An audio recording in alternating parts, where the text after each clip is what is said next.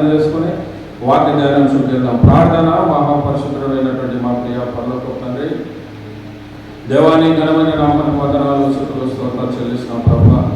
నీ శిల్వ ధ్యానాలలో భాగంగా నాయన ప్రభువా, ఈ యొక్క సాయంకాల సమయం ప్రభువా, నీ సన్నిధిలో మేము అందరము కూడుకొని నాయన ప్రభువా, నేను స్తుతించడానికి, నేను గర్వపరచడానికి ప్రభువా, ఇప్పటివరకు నాయన మా పాటల ద్వారా, మా స్తుతుల ద్వారా మీరు మహిమపరచబడాలని నమ్మొచ్చు నాయన. కొద్ది నిమిషంలో నాయన ప్రభువా, నీ వాక్యాన్ని ధ్యానించడానికి కావలసిన జ్ఞానాన్ని మీరు మాకు అనుగ్రహించి మనం వేడుకుంటున్నాము. కానీ నీ దీనదాసునైన ప్రభువా, నీ శిలువ సాటను మరుగుపరిచి నాయన ప్రభువా, నీ నోటి మాటలు నాయన ప్రభా, నా నోటిలో నుంచి నా చేతి నీడలు నేను కప్పదని మీరు వాగ్దానం చేసినప్పుడు దేవుడు ప్రభా, ఆ వాగ్దాన్ని నెరవేర్చిన ఆయన వచ్చినటువంటి బిడ్డలకు నాయన ఏ ఆత్మీయమైన ఆహారం నీ బిడ్డలకు అవసరమో నాయన ప్రభా, ఆహారాన్ని ప్రభా నాయన ప్రభా, నా నోటికి మీరు బూరొంది నాయన ప్రభా, వచ్చినటువంటి నీ ప్రజల ద్వారా మీరు మాట్లాడి నాయన ప్రభా, వాళ్ళు ఏ బలహీనతలో వచ్చారో నాయన మీరు బహాటంగా ఎరిగినటువంటి ఆ బలహీనతలను నీ వాక్యం ద్వారా బలపరచని కృపను ప్రభా ఆ బిడ్డలకు మీరు అనుగ్రహించమని, మరి విన్నటువంటి వాక్య ప్రకారంగా తమ జీవితాలను కట్టుకొని మన ఆయన వాక్యానుసారమైన జీవితం చేయడానికి కృపను ప్రతి బిడ్డకు మీరు అనుగ్రహించమని, సమస్త మహిమ ఘనత ప్రభావం మీకే చెల్లిస్తూ అతి త్వరలో రానైన ప్రభాని యేసు క్రీస్తు పేరట బ్రతిమాలి వేడుకుంటున్నాము తండ్రి. ఆమేన్, ఆమేన్. మరి దేవుని నామమునకు స్తోత్రం కలుగుగాక. మరి ఈరోజు మనం ధ్యానించినటువంటి వాక్యము మరి కురేనీయుడైనటువంటి సీమోను.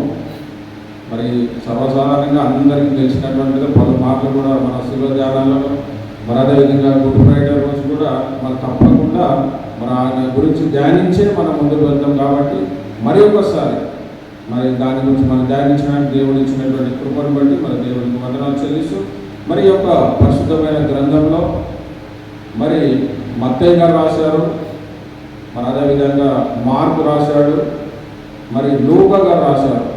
ఆ సీమోను గురించి కొన్ని వాళ్ళకి కేటాయించినటువంటి 2-3 వచనాలలో వారి గురించి రాశారు. కానీ మరి యోహాను సువార్తలు మాత్రం ఆయన గురించి లిఖించబడలేదు. ఏమైనప్పటికీ మరి కురేనీయుడైనటువంటి సీమోను గురించి కనుక మనం కొద్దిగా ఆయన బయోగ్రఫీ కనుక చూస్తే, ఆయన ఒక యూదుడే, అన్యుడు కాదు కానీ యూదుడే.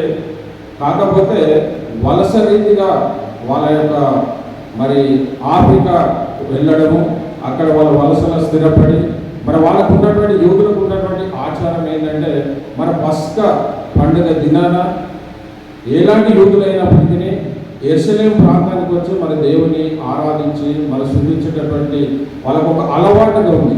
మరి ఆ పస్కా పండుగని ఎందుకు వీళ్ళు ప్రత్యేకంగా రావాల్సి వచ్చింది, మరి ఎందుకు దాన్ని వాళ్ళు పాటిస్తారని అంటే, మరి ఇశ్రాయేలు ప్రజలు 430 సంవత్సరాలు మరి ఐగుప్తులో ఉన్నప్పుడు దేవుడు మరి 10 అద్భుత కార్యాలు చేసి చివరి అద్భుతమైన పస్కా పండుగను ఆచరించిన తర్వాత దేవుడు వారికి విడుదలను అనుగ్రహించాడు. కాబట్టి మరి మా ప్రజలైన మమ్మల్ని అందరినీ దేవుడు అక్కడి నుంచి విడిపించాడు. కాబట్టి మరి దేవుడు చేసిన ఉపకారములలో దేనిని మరవకు అన్న విధంగా ఆ రోజు ప్రత్యేకంగా మరి వాళ్ళు అక్కడ దేవుని ఆరాధించడము, మరి దేవుడు వారికి విడిపించిన విధానాన్ని బట్టి మరి దేవునికి ప్రతి యూదుడు కూడా ఎక్కడ ఏ ప్రాంతంలో ఏ దేశంలో ఉన్నప్పటికీ మరి వీలైనటువంటి వారు మ్యాక్సిమంగా మరి ఆ పస్కా పండుగ రోజున మరి యెరూషలేము ప్రాంతానికి వచ్చేవారు పిల్లలు. కాబట్టి ఈ కురేనీయుడైనటువంటి సీమోను కూడా మరి ఆఫ్రికా ఖండంలో ఉన్నటువంటి ఆ వ్యక్తి, ఆ కురేనీయ ప్రాంతం ఆయన నివసిస్తున్న ప్రాంతం అంటే అక్కడ ఉన్న ప్రాంతంలో ఆయన ఉన్న ఆ యొక్క కురేనీ అనే ఒక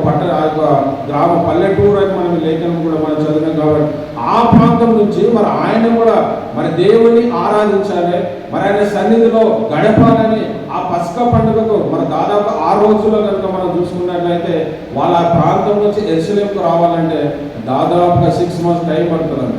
వాళ్ళు మధ్యధరా సముద్రంలో బయలుదేరి మరి యొప్పేకి వచ్చి ఆ సముద్ర తీరం ఉన్నటువంటి యొప్ప ప్రాంతంలో వారు దిగి అంటే దాదాపుగా 6 months. అయితే 6 months రాలేదు కాబట్టి వాళ్ళకున్నదంటే జీవితంలో ఒక్కసారైనా యెరూషలేములో ఆ పస్కా పండుగ మేము ఆచరించాలి, ఆ మందిరానికి పోవడానికి ఒక ఆశ కలిగి మరి ఈరోజు మరి ఆ రోజు ఆయన ఒక నిర్ణయం ఏంటంటే, నేను దేవుని సన్నిధిలో పోయి నేను యెరూషలేము పోవాలని ఆశ కలిగి వచ్చాడు. మళ్ళీ వీళ్ళు తిరిగి పోవాలంటే కూడా 6 months అంటే దాదాపుగా యెరూషలేము ప్రాంతానికి వాళ్ళు రావాలంటే ఇప్పుడు ఉన్నటువంటి ఆ ప్రయాణకు సౌకర్యాలు వాహనాలు అటువంటి లేవు. కాబట్టి వాళ్ళు ఏదైనా సముద్ర మార్గంగా రావాలి. మరి కాబట్టి అది దాదాపు ఏంటంటే 950 మైళ్ళు యెరూషలేము ప్రాంతం నుంచి మరి ఆ యొక్క ఆపిక, అది కురేనియా ప్రాంతం ఏదైతే ఉందో, మరి తూర్పు ఆపిక ఏదైతే ఉందో దాదాపు 950 మైళ్ళు అంట. అంటే మన మైల్ అంటే మనకు అర్థం కాదు, కానీ దాని కిలోమీటర్ కనుక మనం కన్వర్ట్ చేస్తే 1 mile is equal to 1.5 kilometre. అంటే దాదాపు అక్కడ మనం మల్టిపై దాన్ని చేసుకుంటే 1350 కిలోమీటర్ల ప్రయాణం. అంటే ఎంతో సుదూరమైనటువంటి ప్రయాణం. ఎందుకు వస్తుందంటే మరి దేవుని సన్నిధిలో ఆయన గడపాలి అని ఆలోచన కలిగి ఆయన ప్రయాణం చేసి వచ్చాడు. వచ్చినటువంటి సందర్భాలలో మరి అక్కడ పండగ వాతావరణం లేదు. మరి సాధారణంగా ఎంతో పండుగ అంటే మన పసక పండుగ కాబట్టి ఎంతో అద్భుతంగా అందరు కొత్త బట్టలు వేసుకుని మరి అందరు ఎంతో సంతోషంగా ఉల్లాసంగా ఉండేటటువంటి పరిస్థితులు, కానీ ఈయన వచ్చిన టైంలో అలాంటి పరిస్థితులు లేవు. మరి యేసు ప్రభువుకు మరి సిలువ వేస్తున్నటువంటి తీర్పు తీర్చి ఆ తీర్పు ద్వారా సిలువ మోసి కలువరిలో మరి 7 మరి దాన్ని దాదాపుగా మరి బైబిల్ స్కాలర్స్ ఏం చెప్తారంటే ఆ కలువరి మార్గాన్ని ఒక 14 స్టేషన్గా దాన్ని వివరం. అంటే 14 అంటే యేసు ప్రభు ఎక్కడ ఎవరితో మాట్లాడాడు, ఎక్కడ పడిపోయాడు, ఎవరితో ఎప్పుడు కలిసాడు అంటే దానికి ఒక స్టేషన్ లెక్క దాన్ని కౌంట్ చేసి దాదాపుగా 14 స్టేషన్లు అంటారు. అంటే 14 ఒక్కొక్క దగ్గర ప్రభు చేసిన ప్రతి మాట ఒకసారి మనం చదువుకున్నప్పుడు అది 14 అంటే దాదాపుగా మరి యేసుక్రీస్తు ప్రభువుకు తీర్పు పొందడం మొట్టమొదటి స్టేషన్ అనుకుంటే, మరి రెండవది యేసుక్రీస్తు ప్రభువు సిలువ మోయడం, అది రెండవది. మరి మూడవది ఏంటంటే మరి మొదటిసారిగా యేసు పడిపోవడము, నాలుగవది యేసుక్రీస్తు మరి తల్లి అయిన మరియాతో ఆయన కలుసుకోవడము, మాట్లాడడము. మరి ఐదవది కురేనీయుడైనటువంటి సీమోను యేసును కలుసుకోవడం. అంటే ఇది 5వ స్టేషన్లో మరి 4 స్టేషన్లు గడిచిపోయినాయి. 5వ స్టేషన్లో ఎప్పుడైతే యేసు ప్రభువు వారు ఉన్నారో మరి అప్పుడు ఈ కురేనీయుడైనటువంటి సీమోను మరి ఆయన దగ్గరికి రావడం, ఆయన ఆసక్తితో ఏమి అక్కడ జరుగుతున్న సందర్భం కనుక చూస్తే మరి ఎందుకు ఆ ఇద్దరు దొంగలు శిలువ మోస్తున్నారు, కానీ వారికి మాత్రం కొరడాల దెబ్బలు కొట్టడం లేదు, కానీ యేసు ప్రభు వారికి కొరడ దెబ్బలు కొడుతున్నారు పిల్లలు. కాబట్టి ఆయన పడిపోయినటువంటి స్థితిని బట్టి మరి ఆయన ఏదైతే ఆ సిలువ మీద మోసుకుని ఆయన నడుస్తున్నటువంటి కలువరి మార్గంలో వెళ్తున్నటువంటి మార్గంలో మరి యేసు ప్రభు ఎప్పుడైతే సొమ్మసిల్లి పడిపోయిన సిలువ తన మీద ఉంది. మరి దాన్ని లేపడానికి ఎవరు లేరు, కానీ మరి అక్కడ ఉన్నటువంటి సైన్యం ఇంకా లేవు అని కొడుతూనే ఉన్నారు, కానీ మరి ఆయన సిలువని తీసి పెట్టినటువంటి ఎవరు లేరు. అటువంటి సందర్భాలలో మరి దేవుడు ఈయనకు మరి ఆయన సైలెంట్ మందిరానికి పోలేదు, కానీ అక్కడ జరుగుతున్నటువంటి సన్నివేశం చూసి ఆయన హృదయం ద్రవించిపోయింది. అక్కడ చూస్తున్నటువంటి ప్రతిదీ చూసినప్పటికీ ఎందుకు ఈయన అంటే దేవుడని తెలియకపోయినప్పటికీ మరి ఈ వ్యక్తికి ఎందుకు అంటే అది శాపం, ఎవరైతే మరి పాపం చేస్తారో వారికి సిలువను అప్పగిస్తారు కాబట్టి అటు నాకెందుకు లేనైనా దూరం పారిపోలేడు, కానీ అక్కడ జరుగుతున్నటువంటి సంఘటనను తన హృదయం ద్రవించింది. నేను ఏ విధంగానైనా మరి అని ఆ ఆసక్తిని ఆయన అంటే ఎన్నో లక్షల మంది ఉన్నారు అక్కడ, ఎంతమంది ఉన్నప్పటికీ ఎవరు దాని వైపు చూసేవారు లేరు, కానీ మరి ఏదో దూర ప్రాంతం నుంచి వచ్చేటటువంటి మరి ఈయన మాత్రము అక్కడ ఆసక్తితో చూస్తున్నాడు. అక్కడ అంటే మొట్టమొదటి ఈయన మనం ఏం చూస్తామంటే ఆయన ఆసక్తితో మరి దేవుని ఆరాధించేటవాడిగా మనం చూస్తాం. ఆసక్తి కలిగి అక్కడ జరుగుతున్న సందర్భం మరి నాకు ఎందుకులే, నాకేం అవసరం లేదు, నేను వచ్చింది దేవుని ఆరాధించడానికి కానీ అనుకోలేదు, కానీ ఆయన సిలువ మోస్తున్నటువంటి ఆ యొక్క సిలువ భారాన్ని మోసుకోవాలనేటువంటి ఆశ కలిగినటువంటి కోసం అప్పుడు ఆయన ఎప్పుడైతే వాళ్ళు చూశారో మరి ఆయన ఆసక్తిని చూసినటువంటి ఆ సైనికులు ఎవరైతే ఉన్నారో మరి ఆయన సిలువ తన మీద మోయడం, మరి తను కూడా యేసు ప్రభుతో కలిసి మరి ఆయన సిలువ మోసినట్టుగా మనం చూస్తాం. అంటే ఆయనకు వచ్చినటువంటి ఎంత ఆధిక్యత, మరి ఏ పాపం చేయనప్పటికీ మరి యేసు ప్రభువు కూడా ఏ పాపం చేయని వాడు అయినప్పటికీ ఆ యొక్క సిలువను మోయడానికి మరి దేవుడు ఇచ్చినటువంటి కృప. కాకపోతే ఆసక్తి ముఖ్యం. అక్కడ లక్షల మంది ఉన్నప్పటికీ మరి ఎవరికి లేనటువంటి ఆశ, మరి ఎవరు అతని వైపు చూడనటువంటి వారు ఉన్నప్పటికీ మరి తను మాత్రమే అక్కడ ఆకర్షించబడడం. మరి మనం కూడా సర్వసాధారణంగా మరి రోడ్డు మీద వెళ్తున్నప్పుడు ఏదైనా జరుగుతున్నప్పుడు చాలా మంది ప్రేరేపితమై మనం 108కు కాల్ చేస్తాం. ఎందుకు అక్కడ చూసిన పరిస్థితి అలాంటిది. కాబట్టి మరి ఈయన కూడా నాకెందుకు లేని అనుకోలేదు, కానీ మరి ఆయన ఆ సిలువను మోయడానికి ఇష్టపడ్డట్టుగా మనం ఆయన బలవంతం మీద ఆయన పట్టుకొని లాగినట్టు. ఒకసారి మత్తయి సువార్తను కనుక మనం చూస్తే 27:32లో చూస్తే మరి అక్కడ చెప్తున్నాడు మాట 27:32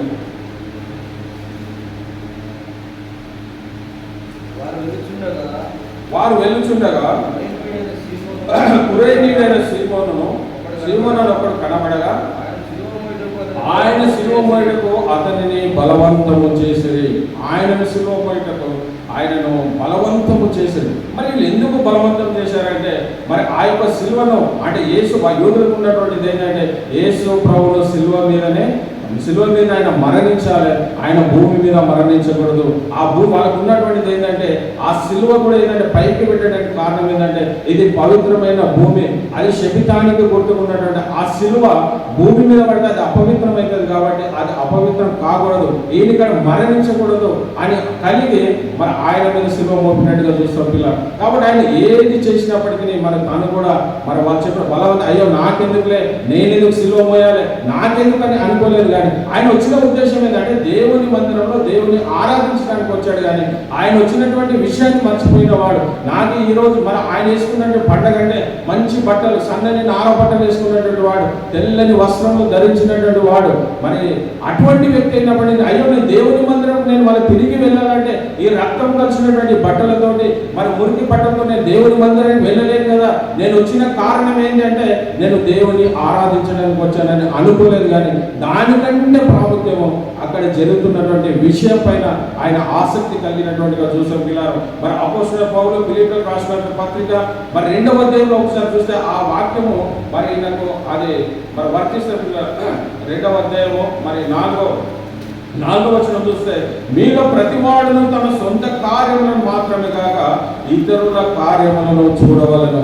మరి ఈయన వచ్చినటువంటి కార్యం ఏంటంటే మరి దేవుని ఆరాధించాలని వచ్చాడు. కానీ ఆ మందిరం వెళ్ళకుండా నేను మందిరంలోనికి పోకపోయినా పర్లేదు, మరి దేవుని దర్శనాన్ని నేను పొందుకోలేకపోయినా పర్వాలేదు, కానీ నేను ఈ రోజు ఈ సిలువ భారాన్ని మోయాలని ఆయనకు దేవుడు ఆయన ప్రేరేపించడము. అదేవిధంగా మరి దీనిలోనే మనము 2వ అధ్యాయము 20వ వచనం చూస్తే అందరూ తమ సొంత కార్యములను చూసుకుంటున్నారు కానీ యేసు క్రీస్తు కార్యములను చూడడం లేదు అని 2 వచనాలు కూడా మరి ఆయనలో నెరవేర్చినట్టుగా మనం చూస్తున్నాం. మరి ఆయన వచ్చినటువంటి పని వేరు, కానీ అక్కడ జరుగుతున్న సందర్భం అంత దూరం వెళ్ళి వచ్చాను కదా, నేను వచ్చిన ప్రయాసం అంత వ్యర్థమని అనుకోలేదు. కానీ మరి ఆయన చేసినటువంటి గొప్ప కార్యం వలన మరి ఆయన ఎప్పుడైతే మరి యేసు ప్రభువుని ఆయన దేవుడని కూడా తెలియనటువంటి పరిస్థితిలో ఒక మానవునిగా మరొక సహాయం చేయాలని ఆసక్తి కలిగినటువంటి వాడు. కాబట్టి మరి ఎప్పుడు దేవుడు అని తెలిసిందంటే మరి ప్రభువు ఎప్పుడైతే శిలువ పైన మరణించాడో ఆ శతాధిపతి ఎప్పుడైతే మరి ఈయన నిజమైన దేవుడు మరి అక్కడ జరిగినటువంటి అనేకమైనటువంటి ఆ జరిగిన ప్రతి దాన్ని బట్టి మరి అప్పుడు ఈయన యేసు ప్రభువు ఈయన దేవుడు అనే విషయం తెలిసింది. కానీ ఆయన లోపల ఏ స్వార్థం లేనటువంటి వాడిగా ఒక మనిషికి సహకారం చేసినటువంటి వారిగా మనం ఆయన చూసిన పిల్లలు. కాబట్టి మరి ఆయన చేసినటువంటి దానిలో చూసినట్లయితే మరి ఎవరైనా మరి యేసును వెంబడించాలంటే మరి రోమపత్రికలో చెప్పినట్టుగా మరి ఏదైతే మరి రోమపత్రిక 16లో మనం చూసినట్లయితే మరి తన సిలువను ఎత్తుకొని ఎవరైతే నన్ను వెంబడిస్తారో తన సిలువ తనను తాను ఉపేక్షించుకొని వెంబడించాలనే మాట మనం 16లో చూసాం పిల్లరా. 16వ అధ్యాయము రోమపత్రిక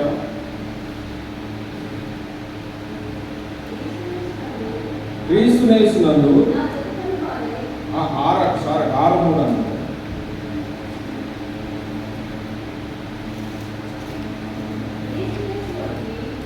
క్రీస్తు యేసులోనికి బాప్తిసం పొందిన మనమందరము ఆయన మరణంలోనికి మీరు ఎరగరా. కాబట్టి తండ్రి మహిమ వలన క్రీస్తు మృతుల నుండి ఏలాగు లేకపోవడను అది మిస్ అయ్యాడు. సరే అది పోయింది. కానీ శిలువను ఎత్తాలని ఏదైతే మరి వాక్యంలో ఉందో మరి ఆ విధంగా గురైనటువంటి సీమోను దాన్ని నెరవేర్చి తన జీవితంలో దాన్ని నెరవేర్చినట్టుగా మనం చూసినట్టు. మరి అదే కాకుండా ఇంకా అనేకమైన విషయాలు ఆయన ఎప్పుడైతే దాన్ని చేసిన తర్వాత ఆయన చేసింది కొద్దిపాటి కార్యమైనప్పటికీ మరి సిలువను మోసినప్పటికీ మరి తన జీవితంలో మరి తన కలిగినటువంటి 2 కుమారుల గురించి కూడా మరి బైబిల్ గ్రంథంలో లెక్కించబడ్డది. వారిని కూడా మరి ఎంతో అద్భుతమైన రీతిలో మరి ఆయన చేసినటువంటి ఆ పనికి ఎప్పుడైతే తన ఈ సిలువ మోసిన తర్వాత మరి యేసు ప్రభు మరణించిన తర్వాత తిరిగి తన ప్రాంతానికి వెళ్ళిన తర్వాత ఆ ఆఫ్రికా ప్రాంతం అంతా కూడా మరి అక్కడ ఉన్న ప్రతి వారు కూడా మరి దైవజనులు అందరూ కూడా దైవజనులు అయ్యారంట. ఆయన చేసిన ఒకే ఒక కార్యం ఒక ఆ సిలువ మోయడం వలన మరి ఆ ఆఫ్రికా కాండమంతా కూడా మరి అనేక మంది దైవజనులుగా ఏర్పడ్డారట. మరి అదే కాకుండా మరి తన కలిగినటువంటి 2 కుమారులు కూడా గొప్ప ఆ యొక్క ఆఫ్రికా ఖండంలోనే గొప్ప ధనవంతులుగా మరి దేవుడు వారిని ఆశీర్వదించాడట. మరి చేసిన చిన్న కార్యమైనప్పటికీ మరి ఎప్పుడైతే పౌలు కూడా ఆ ప్రాంతానికి దర్శించినప్పుడు మరి పౌలు కూడా తన యొక్క భార్యను చూసి మరి ఆమెకు తన కాలు పనిచేయలేటువంటి స్థితిలో ఉంటే మరి ఆయన ప్రార్థన చేయడం వలన తన స్వస్థత పొందుకొని మరి ఆమె అంటే ఈయన ఒక్కడు చేసిన భక్తి వలన, ఈయన ఒక్కడు చేసినటువంటి ఆ సిలువను మోయడం వలన మరి ఆ దేశమంతా కూడా మరి అందరూ రక్షణలోనికి రావడము, అందరూ దైవజనులుగా ఏర్పడడము, మరి సువార్త ఆ యొక్క చీకటి ఖండమైనటువంటి ఆఫ్రికా ఖండమంతా కూడా మరి ఎంత గొప్ప పరిచయం జరిగిందంటే పిల్లలు. అదే కాకుండా మరి అక్కడి నుంచి వచ్చి మరి అంత్యోక్యలో మొట్టమొదటిగా మరి క్రైస్తవులు అనబడిన సంఘాన్ని కూడా మరి ఆ యొక్క దేశం నుంచి వచ్చి మరి వాళ్ళు ఇక్కడ ఆఫ్రికా ఖండం నుంచి వాళ్ళ సేవ పరిచయం కూడా బహుసేవ పరిచయం వాళ్ళు చేశారు. అంటే ఒక్కరి ద్వారా. అందుకే మన కుటుంబంలో మరి తండ్రి అయినా మనము బహు జాగ్రత్తగా మనం ఉంటే మరి దేవుడు మన కుటుంబాలలో అనేకమైనటువంటి మేలు చేశారు. ఆయన చేసింది ఒకే ఒకటి ఏంటంటే సిలువ మోయడము. వచ్చినటువంటి అవకాశాన్ని ఆయన జార విడుచుకోలేదు, కానీ ఆయన వచ్చినటువంటి అవకాశాన్ని సద్వినియోగం చేసుకోవడం, మరి దాని వలన ఆయన అనేకమైనటువంటి అద్భుత కార్యములు మన జీవితంలో ఆయన చేసిన దానికి అనేకమైనటువంటి మేలులు మరి పొందినట్టుగా మనం చూస్తున్నాం పిల్లరా.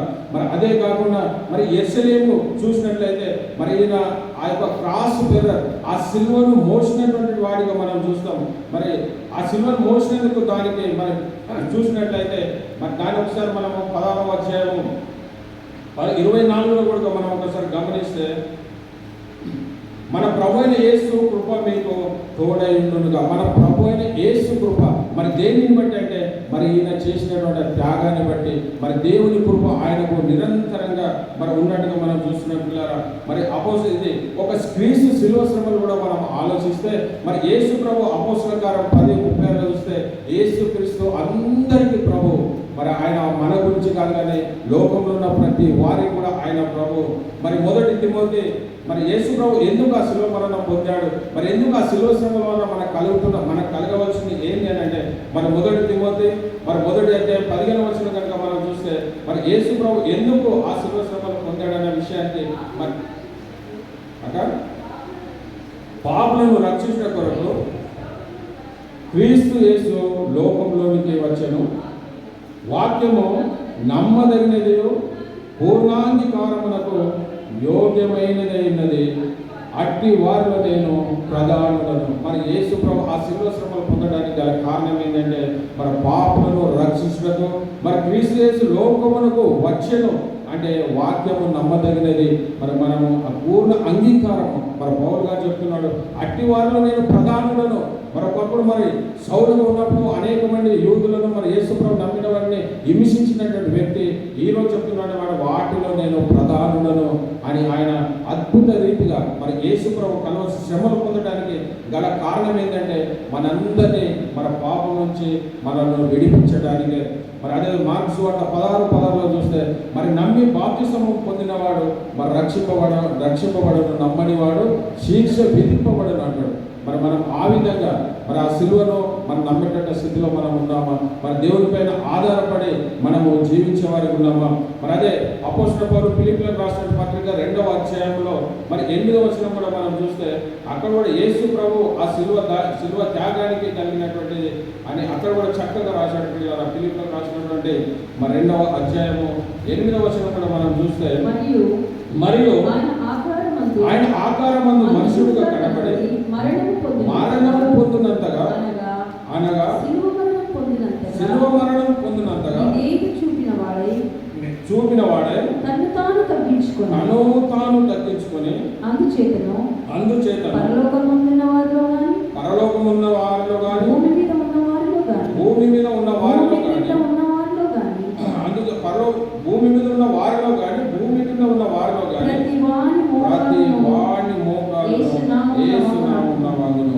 మరి యేసు ప్రభు మనుష్య రీతిగా ఇక్కడ మరి ఆయన ఆకారమందు మనుషులకు కనబడి మరణము పొందినంతగా మరి ఆయన శిలువ మరణం తనను తాను ఉపేక్షించుకొని విధేయత చూపినవాడు శిలువకు. నేనెందుకు మరి యేసు ప్రభు ఏదైతే మరి తనను తాను తగ్గించుకొని ఆ శిలువ మరణం పొందాడో మరి కురేని కూడా తనను తాను తగ్గించుకొని అయ్యో నాకెందుకులే ఈ బాధ నాకెందుకులే అనుకోలేదు కానీ ఆ శిలువను మోసినట్టుగా మనం చూస్తున్నాం పిల్లరా. మరి అదే కాకుండా మరి దీనిలో ఇంకోటి ధైర్యం కలిగినటువంటి వ్యక్తిగా మనం చూస్తాం. మరి అనేక మంది అక్కడ జరుగుతున్నటువంటి అనేకమైన ఇన్సిడెంట్స్ చూసినప్పటికీ ఆయన చెల్లించుకోలేదు. అనేక మంది ఆ యొక్క సైనికులు ఉన్నప్పటికీ వారు కొడుతున్నటువంటి దెబ్బలకు అయ్యో నేనైతే నా కొడతానని అనుకోలేదు. కానీ ఆ శిలువ మోసిన వారు శాపగ్రస్తులు కాబట్టి ఆ శిలువ మోసిన వారికి మరణం ఉంటుందని తెలిసినప్పటికీ ఆ మరణాన్ని కూడా లెక్క చేయనటువంటి గొప్ప వ్యక్తిగా మరి కురేనీయుడు మనకు తెలుసు. ఆ శిలువ అదే శాపం, ఎవరైతే పాపం చేస్తారో మరి ఆ శాపానికి బదులుగా మరి శిలువ వేస్తారు కాబట్టి నేను శిలువ మోస్తే నాకు మరణము వస్తుందని ఆయన అనుకోలేదు. కానీ ఏది ఏమైనప్పటికీ నేను ఆ శిలువను మోయాలని మరి ఆయన తనను అంటే ఒక ధైర్యవంతుడిగా మనం చూస్తాం. ఆయన కలిగిన ఒక ధైర్యంగా మరిద్దరు యవ్వనులు మరి రక్షింపబడిన తర్వాత వాళ్ళు తీసుకునే నిర్ణయం, బాప్తిసం పొంద వాళ్ళు తీసుకునే నిర్ణయం ఏంటంటే మేము రోజు ఒక్కరికన్నా మరి సువార్తను మేము ప్రకటించాలనుకున్నారంట. ఇది ఎక్కడంటే గుజరాత్ ప్రాంతంలో జరిగినటువంటి విషయం. వాళ్ళు ఎప్పుడైతే అక్కడ బార్డర్ పాకిస్తాన్ ఉంటుందంట, అంటే వాళ్ళు తీసుకున్న బాప్తిసం ఎప్పుడైతే పొందుకున్నారో వాళ్ళ ఆశ ఏంటంటే మేము ఒక్కరికైనా సువార్త ప్రకటించాలి. ప్రతిదినం అలాంటి వాళ్ళు చేసుకుంటూ పోతున్నప్పుడు ఒకనొక రోజు మేము ఎవరి సువార్త చెప్పాలని అనుకున్నప్పుడు మరి అక్కడ ఉన్నటువంటి ఆ బార్డర్లో ఉన్నటువంటి ఏదైతే సైనికులు ఉన్నారో మరి వీళ్ళు వాళ్ళ దగ్గరికి పోతున్నప్పుడు వాళ్ళు బార్డర్ లోపలికి పోవద్దు కానీ వీళ్ళు ధైర్యం చేసి వెళ్ళారంట. వెళ్ళినప్పుడు వాళ్ళందరూ వచ్చి చుట్టుకుంటే మీరు ఎందుకు వచ్చారు, ఏం చేశారన్నప్పుడు అయ్యో మేము ఎందుకు వచ్చామో మాకు తెలియదు అని వాళ్ళు ఒక తుపాకీతో గురి పెట్టినప్పుడు ఎందుకు వచ్చామో తెలియదని తిరిగి వెనుకకు వచ్చారంట. కానీ ఎప్పుడు తిరిగి వెనుకకు వచ్చినప్పుడు వాళ్ళ ఆశ ఏంటంటే మనం బాప్తిసం తీసుకున్నప్పుడు మన నిర్ణయం ఏంటంటే మనం ఒకరికైనా సువార్త ధైర్యంగా ప్రకటించాలి. కాబట్టి మనం వచ్చిందే సువార్త చెప్పడానికి. మనం తిరిగి పిరికివారిగా మనం వెళ్ళొద్దు. కానీ మళ్ళీ వాళ్ళు ధైర్యం తెచ్చుకొని మళ్ళీ తిరిగి ఆ సైనికులను పిలిచారట. అయ్యా మేము వచ్చింది దాని కాదు, మేము అబద్ధం ఆడాం మీకు అని చెప్పి మళ్ళీ పోయి ఏంటయ్యా మీరు వచ్చిందంటే అయ్యా మేము యేసు ప్రభువుని నమ్ముకున్నాము, ఆ సువార్తను ఒక్కరికన్నా మేము చెప్పాలని ధైర్యంగా నిలబడ్డారట. అంటే ధైర్యం మేము చనిపోయినా పర్వాలేదు, ఫస్ట్ ఏమో భయపడిపోయారు కానీ తిరిగి వాళ్ళు దేవుడి సన్నిధిలో ఏదైతే వాళ్ళు నిర్ణయం తీసుకున్నారో ఆ నిర్ణయాన్ని వాళ్ళు కొనసాగించేవారు. అంటే ధైర్యం ఈయన కూడా ఏంటంటే ఆ యొక్క శిలువ మరణాన్ని చూసినప్పుడు అనేక మంది ఆ కొరడాలతో మరి యేసు ప్రభు కొట్టినప్పుడు అయ్యో ఆ కొరడ దెబ్బలు కూడా నాకని అనుకోలేదు. కానీ ఏది ఏమైనప్పటికీ అనేకమైన శ్రమలు భరించడానికి ఆయన సిద్ధపాటు కలిగింది. కానీ మరి ఆయన ఆ యొక్క శిలువను తప్పించుకోవడానికి చేయలేదు. నేను వచ్చిన కార్యం తను చేసుకుని వెళ్ళిపోవడానికి కాదు. కానీ మరి ఈరోజు కూడా మన సంఘానికి వస్తున్నప్పుడు వాక్యం ద్వారా మరి దేవుడు మనతో మాట్లాడినప్పుడు మనం ఏ విధంగా స్పందిస్తున్నాం, మరి వచ్చి విని వెళ్ళిపోయే వారికి ఉంటున్నామా, మరి వాక్యానుసారమైన జీవితము మనం జీవించే వారిగా మనం ఉంటున్నాం. మరి మనల్ని మనము పరీక్షించుకుందాం. ఆయన వచ్చింది ఆ యొక్క ఆరాధించడానికి. కానీ నేను ఆరాధన చేయకపోయినా పర్వాలేదు, ఏదైనా పర్లేదు, కానీ నేను ఈయన కష్టాలలో ఉన్నటువంటి ఈ శిలువ మోయలేనటువంటి పరిస్థితులు ఉన్నటువంటి వ్యక్తికి నేను ఒక సహకారి నుండి ఆయన భారాన్ని నేను మోస్తాను అన్నట్టుగా మరి తను ఆ యొక్క బాధ్యతలు తీసుకున్నట్టుగా మనం చూస్తున్నాం. మన సంఘంలో మనం కూడా ఏ వాక్యం చేత నీతో మరి దేవుడు మాట్లాడినప్పుడు ఆ వాక్యానుసారం దేవుడు నాతోనే మాట్లాడుతున్నాడు కదా, మరి నేను నా జీవితాన్ని సరి చేసుకోవాలి. ఏ బలహీనతలు ఉన్నారో దేవుడు వాక్యం ద్వారా నన్ను బలపరిచినప్పుడు నేను బలపరచాలని వాక్యాన్ని నీ జీవితాన్ని అనుభవించుకొని మరి ఉంటే మరి ఆయన జీవితంలో చేసినటువంటి అనేకమైన గొప్ప అద్భుత కార్యాలు నా కుటుంబాలలో కూడా దేవుడు మరి చేసినట్టుగా. కాబట్టి మనం ఆ విధంగా ఉండగలుగుతున్నామా? మరి చివరిగా మనం ఇంకో విషయం, టైం కూడా అవుతుంది కాబట్టి మరి ఇంకో విషయం కూడా మనం గమనించినట్లయితే మరి యేసు ప్రభు ఈ సువార్త పరిచర్య నిమిత్తము మరి పోయినటువంటి ఒక వ్యక్తి మరి రిచర్డ్ టేలర్ ఆయన ఒకసారి ఆయన ఉన్నటువంటి ఆ యొక్క ఇంగ్లాండ్ దేశం నుంచి ఆయన చైనాకు మరి వాక్య పరిచర్య మిషనరీగా ఆయన వెళ్ళాడంట.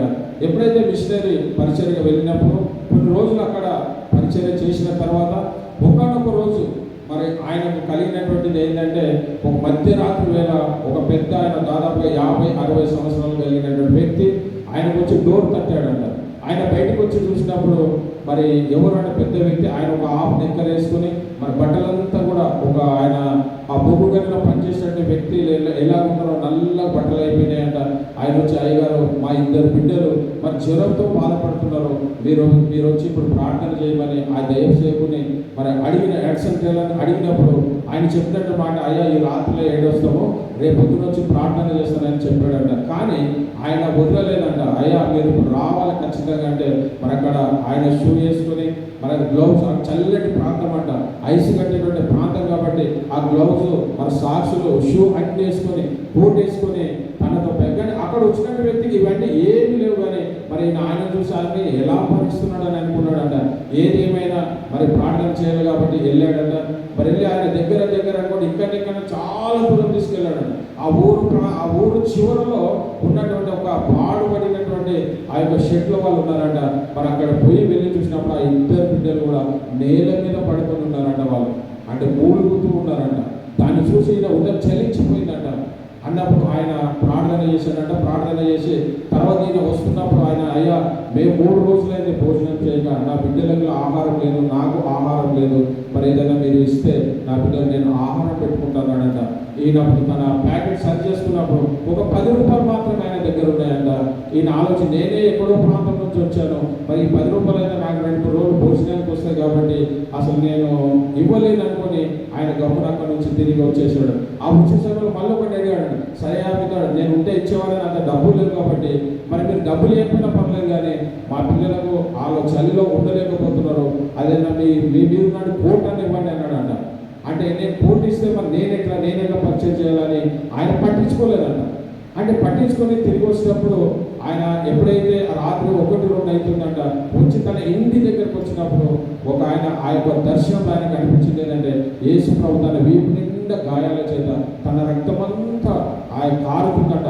అది చూసి అసలు ఎవరు వీళ్ళు ఇట్లా కూర్చున్నారు ఏంటి అనుకున్నప్పుడు ఒక స్వరం వినపడదంట, ఎడ్సన్ టేలర్ నీకు ఇచ్చిన నా కొరకు ఒక 10 రూపాయలు కూడా నువ్వు ఖర్చు పెట్టలేవా అని మాట్లాడినప్పుడు అసలు వీళ్ళు ఎవరు అని ఆలోచించినప్పుడు ఆయన ఎప్పుడైతే రక్షణ పొందిండో ఆ రక్షణ పొందిన గుర్తుకొచ్చి ఈ స్వరమే నన్ను రక్షించింది, ఈయన దేవుడే అని చెప్పి మరి ఆయన దగ్గర ముందుకు వెళ్తుంటే అక్కడ దేవుడు కనిపించలేదండి ఆయనకు. తిరిగి అప్పుడే మనసు మార్చుకొని తిరిగి ఏదైతే మన ఆ వృద్ధుడు ఏదైతే తన పిల్లలు బాగలేదని చెప్పాడో అక్కడికి వెళ్ళి మరి ఆయన పోయి చూసిన వాళ్ళు ఎవరు అక్కడ లేరంట. అంటే మన దీన్ని బట్టి ఏంటంటే మనం ఎప్పుడు అవకాశం వచ్చినప్పుడు దేవుడు మనకి ఏదైతే కలిగించాడో మరి కలిగిన దాంట్లో నుంచి ఎవరైనా అవసరంలో ఉన్నప్పుడు వారికి మనము ఆదరించే వారికి ఉండాలి. వారిని మనము మరి వాళ్ళకు ఏదో ఒక నీతో అయింది ఎంతనన్నా కానీ, అంటే మనకు లిమిట్ అని కాదు కానీ నీతో ఎంత అయితే అంత మరి వారికి నువ్వు ఇచ్చేవాడిగా మనం ఉంటున్నామా? మరి దేవుడు ఆ విధంగా మరి ఈయన చేసినటువంటి గొప్ప కార్యాన్ని బట్టి మరి ఎవరికి లేనటువంటి ధన్యత మరి ఈయనకు దక్కింది. మన శిలువ మరణము మన ప్రభువైన యేసుక్రీస్తులో తనతో పాటు శిలువ పోయేటటువంటి భాగ్యాన్ని మరి దేవుడు ఆయనకు అనుగ్రహించాడు. మరి ఈరోజు నువ్వు నేను మరి ఆ శిలువను మోసినటువంటి స్థితిలో మనం ఉంటున్నామా? మరి దేవుని పరిచయం కొరకు మన సమయాన్ని మనం కేటాయించే వారు ఉంటున్నామా? ఒక దేవుని పరిచయం కొరకు నీకు దేవుడు ఇచ్చిన దానిలోంచి మరి దేవుని పరిచయం కొరకు నువ్వు ఖర్చు పెట్టేవాడిగా నీవు ఉంటున్నావా? మరి ఆయన ఏది చేసినప్పటికీ నువ్వు చేసిన ప్రతి దాన్ని కూడా మరి దేవుడు తన అకౌంట్లో మనం ఈ లోకం మన గురించి మనం అనేకం చేసుకున్నప్పటికీ అది దేనికి కౌంటర్ రాదు. కానీ నువ్వు దేవుని నిమిత్తం దేవుని పరిచయ నిమిత్తం ఏది విత్తినో అది పరలోకమందు అది నువ్వు చేసిన దానికి అక్కడ డిపాజిట్. నువ్వు ఒకనొక రోజు మనం ఈ లోకాన్ని విడిచి మరి దేవుని మరణించి మనం అక్కడికి వెళ్ళినప్పుడు మరి ధననిధి అక్కడ ఉండదు. కానీ ఈ లోకం మనం ఎంత సంపాదించి ఏది చేసినప్పటికీ మరి దీనివలన మనము ఏమి పుట్టుకోలేము. కానీ మరి ఇంకా అనేకమైనటువంటి విషయాలు మన దేవుడు మనతో మాట్లాడుతున్నప్పుడు మన వాక్యానుసారమైన జీవితము మరి దానికి తగినటువంటి జీవితం జీవించి మరి ఆ విధంగా జీవించే కృపను మరి దేవుడు మనందరికీ అనుగ్రహించును గాక. మరి ఒక చిన్న వాక్యాన్ని దేవుడు దీవించి ఆస్వాదించును గాక. ప్రార్థించుకుందాం. ప్రార్థన. మహాపరిశుద్ధుడైనటువంటి మా ప్రియ పరలోక తండ్రి, దేవాని ఘనమైన నామమునకు వందనాలు స్తుతులు స్తోత్రాలు చెల్లిస్తున్నాం. నాయన యొక్క సాయంకాల సమయంలో ప్రభువా నీ వాక్యాన్ని ధ్యానించడానికి మీరు ఇచ్చినటువంటి కృపను బట్టి మీకే వందనాలు స్తుతులు స్తోత్రాలు చెల్లిస్తున్నాం ప్రభువా. మరి పురుడైన శ్రీమన్ ఆయన ఎంతో దూర ప్రాంతం నుంచి వచ్చినప్పటికీ ఆయన ప్రభావ మరి శిలువ మోయడానికి ఆయనకు అవకాశం మీరు కల్పించారు తండ్రి. మేము కూడా నీ మందిరానికి వచ్చినప్పుడు ప్రభా నీ బాధ్యత నీ పరిచయ బాధ్యతలు ప్రభా ప్రతి బిడ్డ పైన నాయన ప్రభా మేమందరం కూడా వాటన్నిటికీ లోబడి నాయన ప్రభా వాటి వాటిని జీవించినటువంటి కృపను, వాటిని నెరవేర్చినటువంటి ధైర్యాన్ని ప్రభావ మీరు మాకు అనుగ్రహించి మనం వేడుకుంటున్నాము తండ్రి. యేసయ్య నీకే వందనాలు, స్తుతులు, స్తోత్రాలు చెల్లిస్తున్నాం ప్రభావ. ఎవరికి లేనటువంటి ఆ అవకాశాన్ని ప్రభావ మీరు నాయన ఆ శ్రీమను మీరు అప్పగించారు తండ్రి. దేవా మేము కూడా నీ సంఘంలో ఒక కుటుంబం కూడుకొని మేము శుద్ధించి ఘనపరుస్తుండగా నాయన ప్రభావ అలాంటి కృపను ప్రభావ మా బిడ్డలకు మీరు అనుగ్రహించి మనం వేడుకుంటున్నాం. మరి విత్తబడిన వాక్యం ప్రభావ ప్రతి బిడ్డ ఉదయంలో నీరు కట్టి ఫలింపజేసిన ఆయన ప్రభావ మరి విన్నటువంటి వాక్యం ప్రకారంగా ఆయన తమ జీవితాలను సరి చేసుకుని ఆ విధంగా జీవిత కృపను ప్రతి బిడ్డకు మీరు అనుగ్రహించమని సమస్త మహిమ ఘనత ప్రభావం మీకే చెల్లిస్తూ అతి త్వరలో రానైన ప్రభావం యేసు క్రీస్తు పేరట బ్రతిమాలి వేడుకుంటున్నాము తండ్రి. ఆమేన్.